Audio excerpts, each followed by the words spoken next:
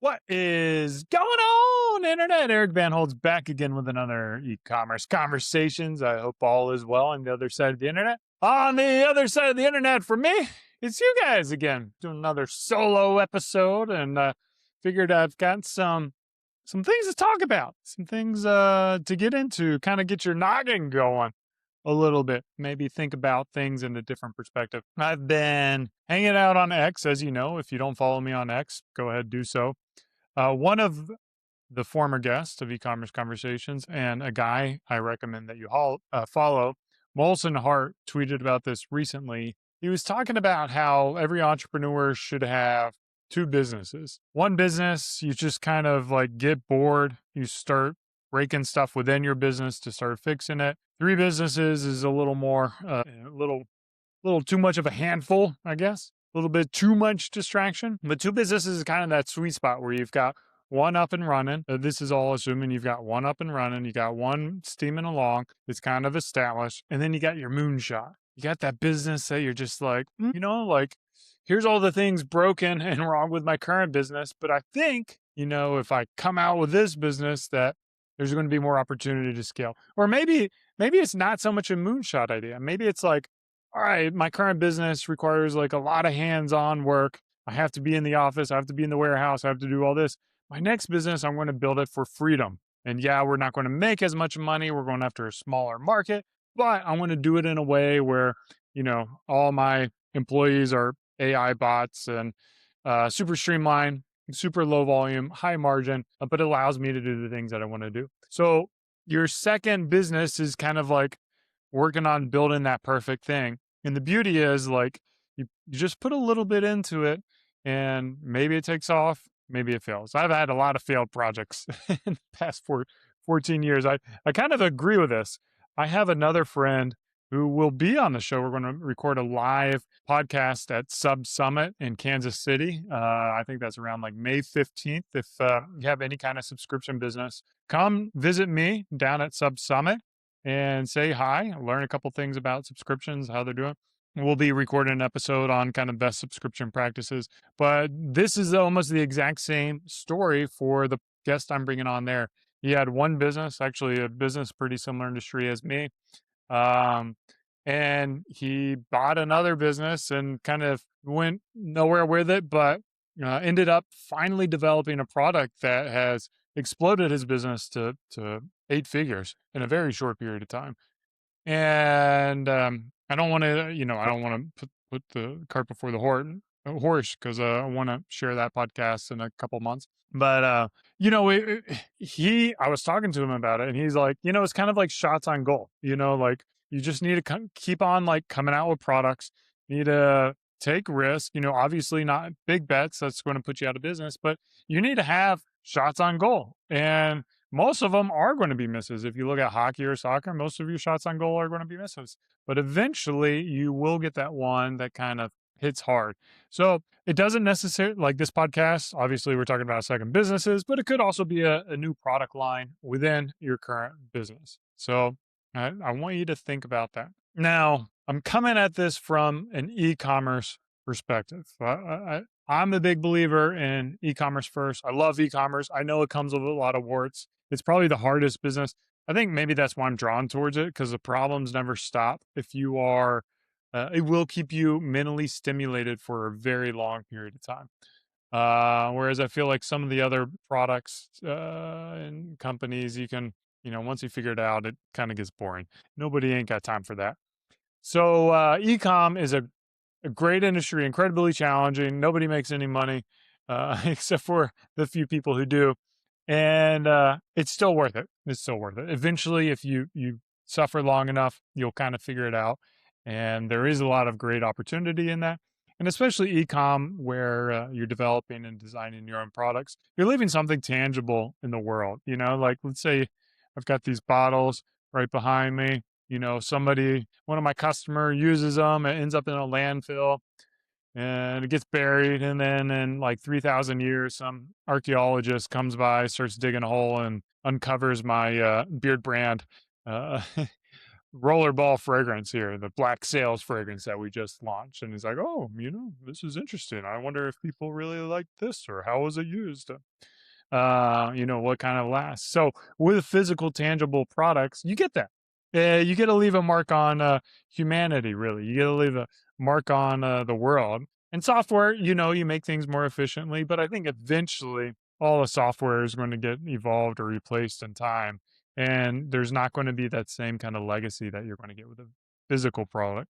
So I come at this with advice in developing a new company or a new product, and it is going to be a physical product. So when I think about e-commerce, I think about what is the ideal situation. So we want something that we can ship easy. So if it ships easy, it's typically going to be smaller. All right.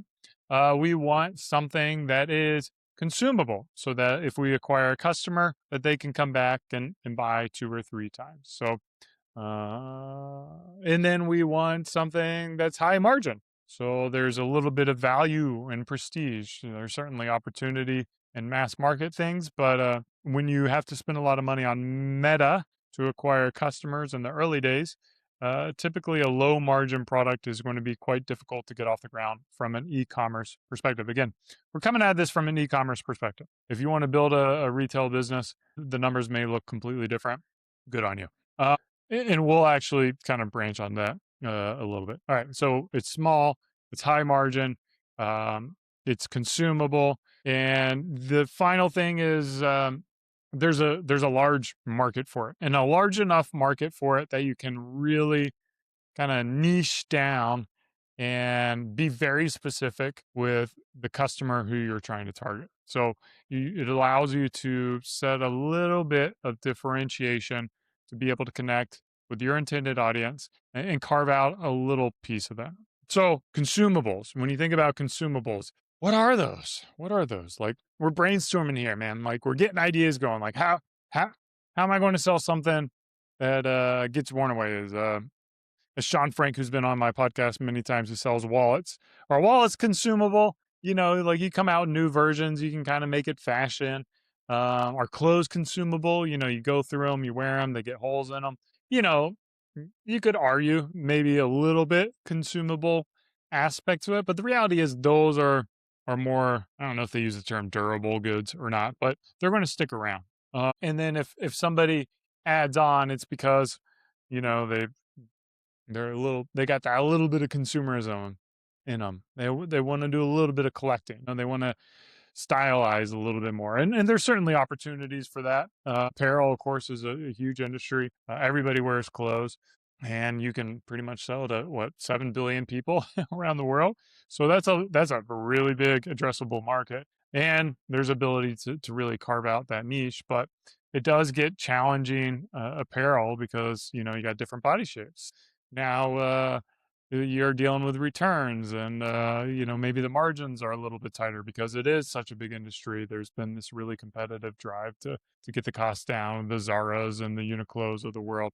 So anyways, I'm kind of going on a little bit of a rant, but when I think about consumables, I'm thinking about what's going in my body. Like, every day I got to eat, or I got to add supplements to my business. I mean, I think supplements are pretty much like the 500-pound gorilla in the e-com space. Like, anybody and their mom starts crushing in supplements. We got like AG1, we got Bruins, we've got who is it, Mars, that Zach Struck and Ben Smith, a couple of former alumni to this podcast, have started up, and they're on a 9-figure, I think they're on a 9-figure run rate selling testosterone supplements.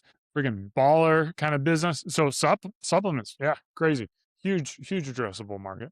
So in your body, on your body. And then I think about, like, your hands. What are your hands touching on a regular basis? So I'm in the kitchen, eating, preparing, cooking, cleaning. So cleaning products, is there any kind of opportunity in that, in the shower, again, cleaning my body. So that's more like on the body. I've got the soaps, I've got the creams. That's a lot of the stuff that we sell. But so that's kind of where I would think. And then I would just, like, in the brainstorming mode, you have to, like, put yourself in this world of openness where you just look at things. So in my office right now, I've got like a plant here. I've got, of course, Beard Brand stuff. So I got little toys. I got this T-shirt to show how our deodorant doesn't leave stains when you spray it on black or white shirts, which is a pretty novel tool or a pretty novel invention for deodorants. A lot of deodorants. Anyways, but pause and look. Like, okay, so I've got a plant here, but my plant's in a pot. Like, how is that pot made? How is it produced? Is pot something that's reasonable? Is there a way that I could disrupt pots? Oh, I've got all these plants in here too. So I'm looking at the plants. Is there an opportunity to produce seeds? And seeds are something that could be, consumable as or collectible as people get into growing their own plants or planting and gardening as a hobby. And they're small and they're lightweight. Man, is there any kind of disruptions that I could do in the seed world? And when you have this openness to just simply looking around every single day, you're consumed with products, and then you start thinking about, it's like, okay, well, here's a product, like, here's a knife. This is something that goes in my hands. Is it consumable? No, but it's small. Is there kind of options to do that? Is it high margin? Yeah, it's high margin. Is the market huge? Maybe, depending on the price point or who you're going after, could be. So there's so many products out there. Even like cases here. So I've got this case here. Is it consumable? Not really, but people get a new phone every couple of years. So you still are able to, win your customers as those new versions come out. Now, the product development is going to be a little bit higher cost. You can't just have a customer and sit on it forever, but I really think like the best way to brainstorm ideas, and I think about this with companies that want to go big, where you want to really build that moonshot company, is what I would do. I would walk into a grocery store or a Walmart or a Target and just look. Just go in there and look at things. So, um, th- if it's in a Walmart, you already know that the addressable market is huge. And then you start thinking about, like, what are these brands out there that are just old and stuffy and not relevant and has room for disruption. So I've got a couple of samples up here. If you check this video out on YouTube, I'm sharing my screen here. One of the early brands to this is Native. Native has totally moved beyond their deodorant. Like, I don't know how their product makes up goes, but they started with deodorant, killed it. Moyes, also alumni of this podcast show, just destroyed with deodorant, grew it to a 9-figure business, sold it like within a year, a couple of years. And now Native has continued to grow and expand, an incredible brand. And they're leaning into all these consumable products, skincare, hand soap, toothpaste, hair. But it all started with their deodorants. And it really all started like D2C online, building that. Another one that we have is Harry's. Everybody knows Harry's. This is one of the early players back in 2012. Back in the day, you had like a really cheap option, which was like Schick or Bic. And then you had your expensive option, which was Gillette. And I feel like Harry's came in as like the nicer option that was a little more affordable.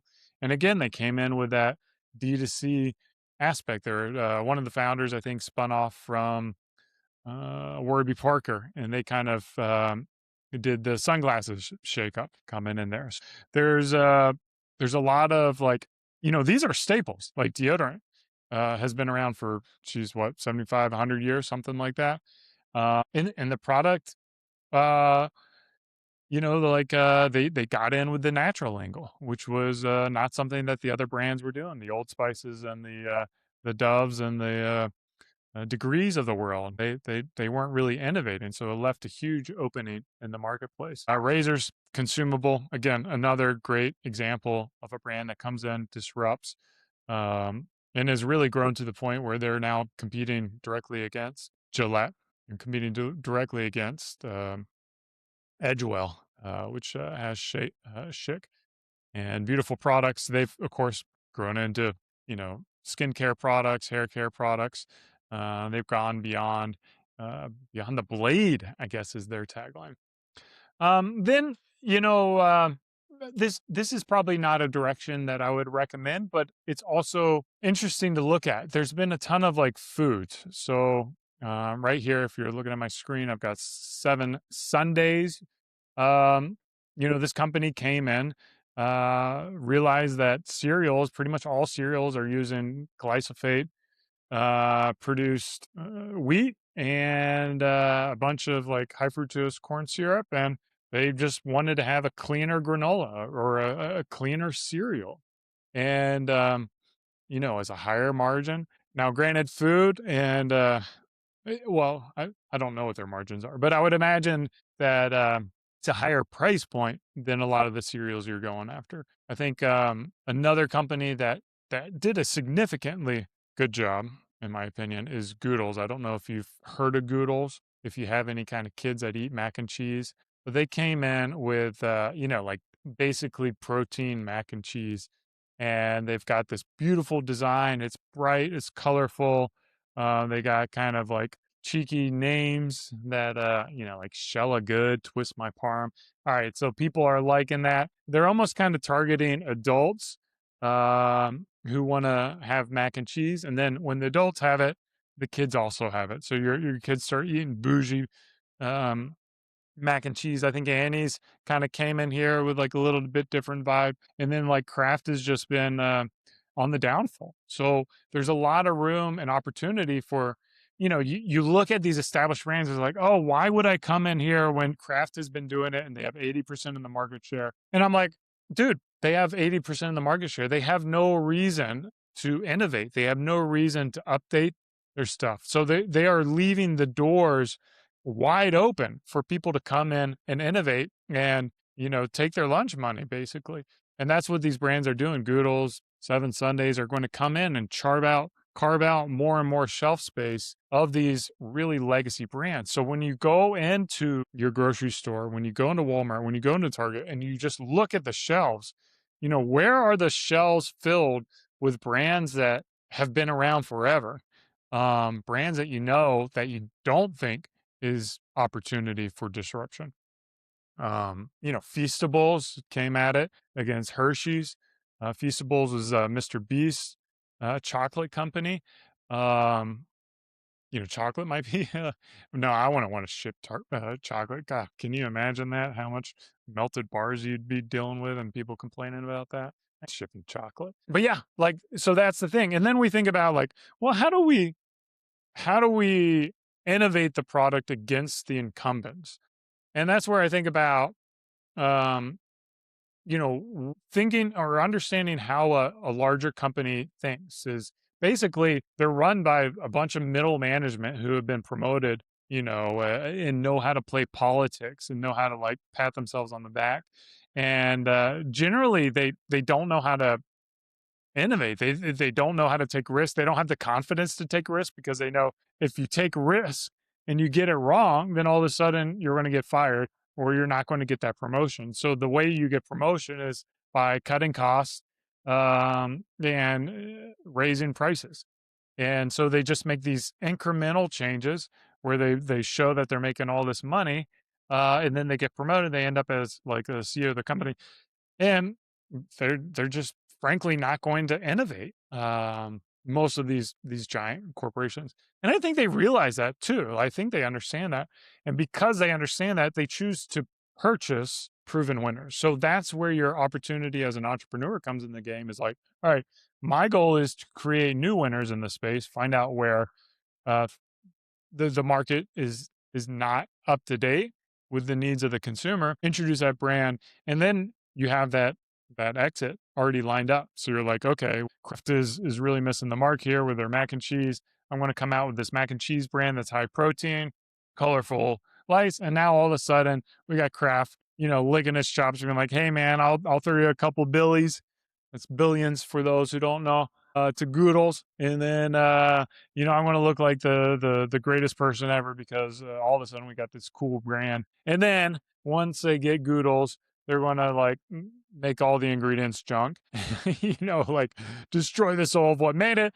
But because consumers don't have the time and energy to always analyze what's going on with the ingredients, they kind of get okay with it. Then they become the incumbent, and then all of a sudden the cycle repeats. So that's what we're kind of looking at.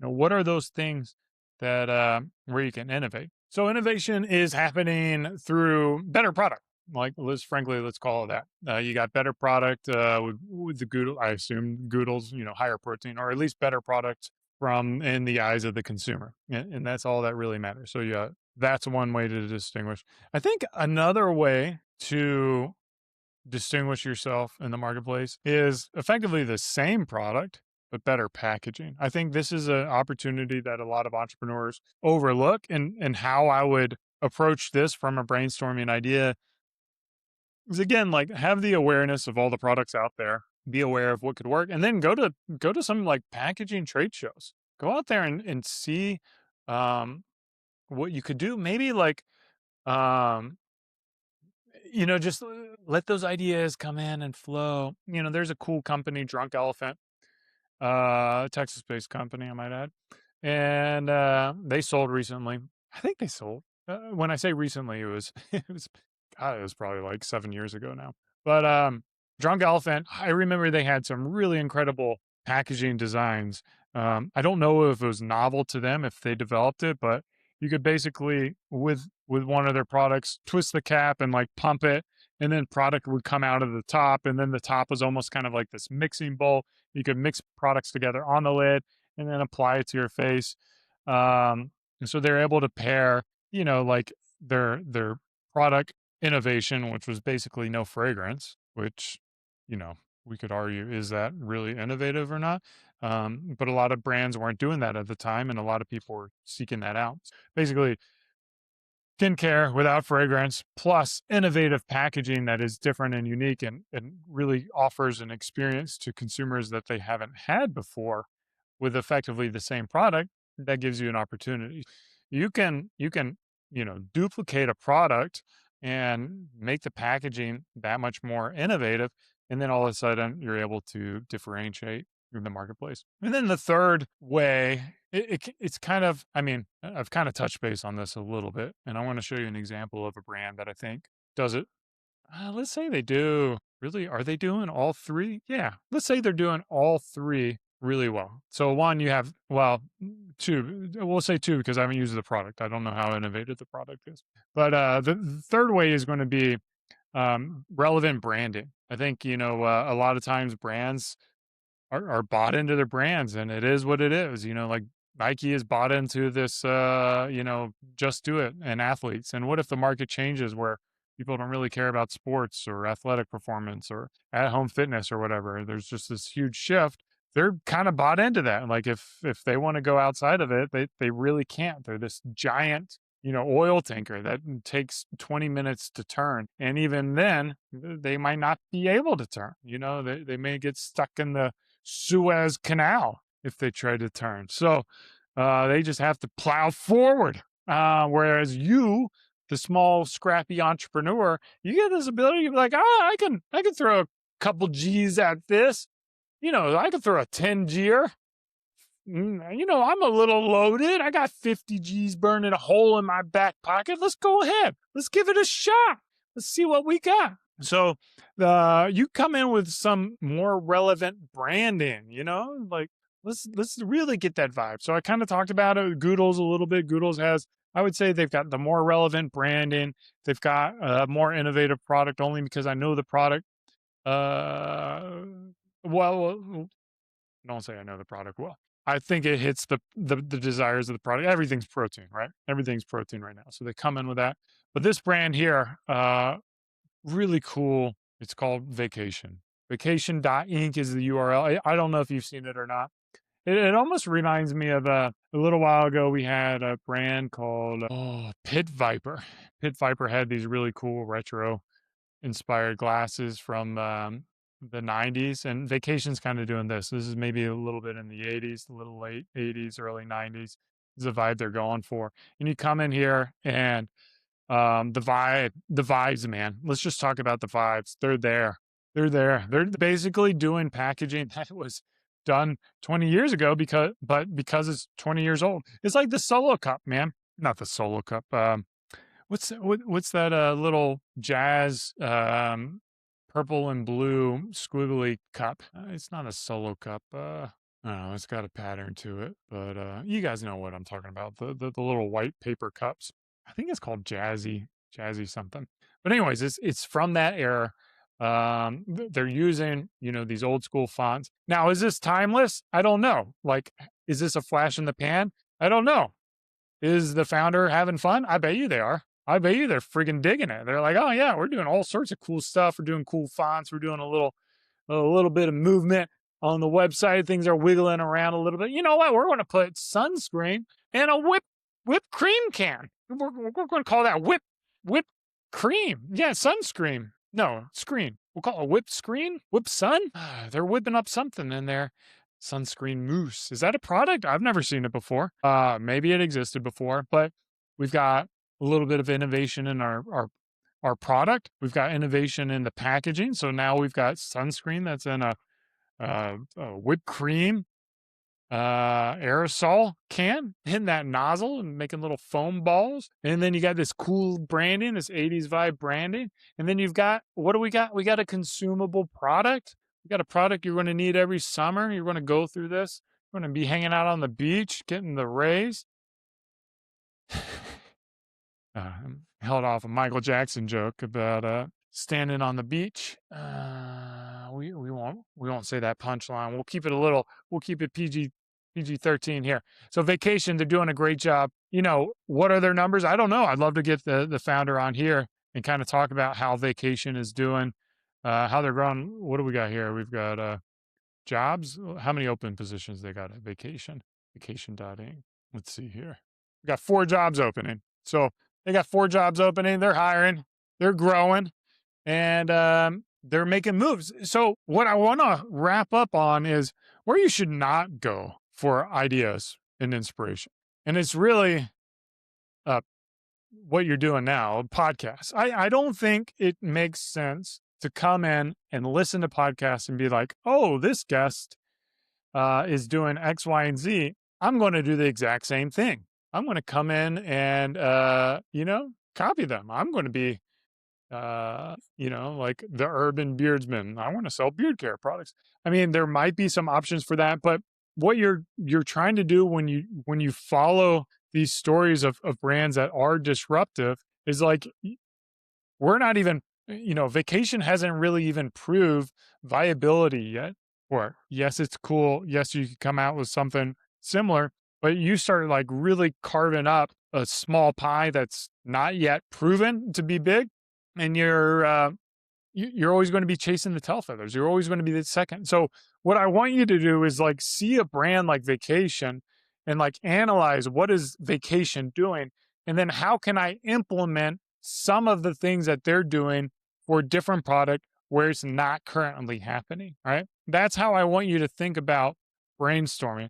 The world doesn't need, 20 versions of a, 90s style sunscreen brand. They need one. They need Vacation. They need to come in. We don't need, 20 high protein, brightly colored mac and cheeses in the marketplace. We need one that's Goodles, all right? Think about the small tweaks. We're not talking about reinventing the wheel, right? So Goodles is selling mac and cheese. Mac and cheese has been around a while. All they did is they tweaked it, so it's got a little bit of protein, a little bit more like consumer relevant ingredients, and the packaging's just a little bit more bright and fun and exciting. So that's where your huge, in my opinion, moonshot opportunities are going to be, is finding these already existing products that everyone is familiar with, that have just aged out, and making small tweaks that fit your vibe, let's have some fun. Let's make some products that are cool. Now, I also want to wrap up and say, there's other ways to ideate. The ones I hate, and I know they make money, is just like all the people who go to Amazon and then they say like, oh, what keywords are rocking and what products are selling, and where's the volume at, and blah blah blah blah blah blah blah. maybe it's just the vibes man in me is like the world doesn't need, I mean, clearly if you sell the products, there is a need for this stuff, but you got to put so much work and energy into a brand and a business. Might as well make it novel, man. Make it cool. Don't just copy. Just don't try to scrape away. Don't be like one of those Chinese Amazon sellers that just finds a product and knocks it off and then sells it for 20 cents lower with some terrible like gobbledygook brand name. Don't do that, man. I want to challenge you. Do something cool. Like one day you're going to die and all that's going to be left behind are literally, your products in a landfill. And that is going to be your mark on this world if you get into the C to G, what is it? Was it? D to C space or the consumer pack CPG space. Make it cool. Think of those archaeologists that are going to be digging up your products in 3,000 years. Let them dig up something cool where they're like, oh man, look what they did back then. That's super rad. That's super rad. Life is too short to make some junky products that nobody really cares about. Have some fun. Do something you care about. And again, this is your second business. This is your moonshot. You don't have to have it all logical. All the P&L doesn't have to work exactly like you want. You get to make it however you want. Hope you guys are doing well. Hope you enjoy this. As always, thanks for listening. If you're on YouTube, thanks for watching. Cheers. Keep on growing.